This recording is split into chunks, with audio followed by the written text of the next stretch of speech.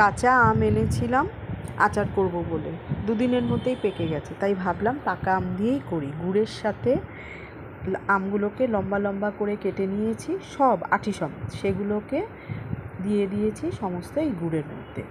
এবার মিডিয়াম আছে এই গুড়ের সাথে আমগুলো যত জাল হতে থাকবে, আমের ভেতরে টক ভাবটা গুড়ের সাথে আস্তে আস্তে মিশবে। আমি আলাদা করে কোনো নুন এখানে আগে থেকে মাখিয়ে রাখিনি। এবার দিয়ে দিয়েছি, যখন এটা ভালোভাবে হয়ে গেছে, মিশে গেছে গুড়ের সাথে, তখন এর মধ্যে আমি অ্যাড করেছি নুন। তারপরে অ্যাড করেছি, একটু ঝাল ঝাল হবে সেই জন্য অ্যাড করে দিয়েছি শুকনো লঙ্কার গুঁড়ো। আর তারপরে যেটা অ্যাড করেছি সেটা হচ্ছে বিট নুন। এবার মিডিয়াম আছে সম্পূর্ণ এরকম টানিয়ে নিয়েছি। যখন এটা পুরো টেনে গেছে, তখন এর উপরে আমি দিয়েছি শুকনো মশলার গুঁড়ো, যেটা পাঁচফোড়নকে ভেজে এই ডাস্টটা বার করে শুধু সেটাই ছড়িয়ে দিয়েছি। আর এই আচারটার প্রাণ হচ্ছে এই কাঁচা তেল 1 টিস্পুন। এগুলো সব দিয়ে যখন ঠান্ডা হয়েছে, তখন জারের মধ্যে এবার ভরার পালা।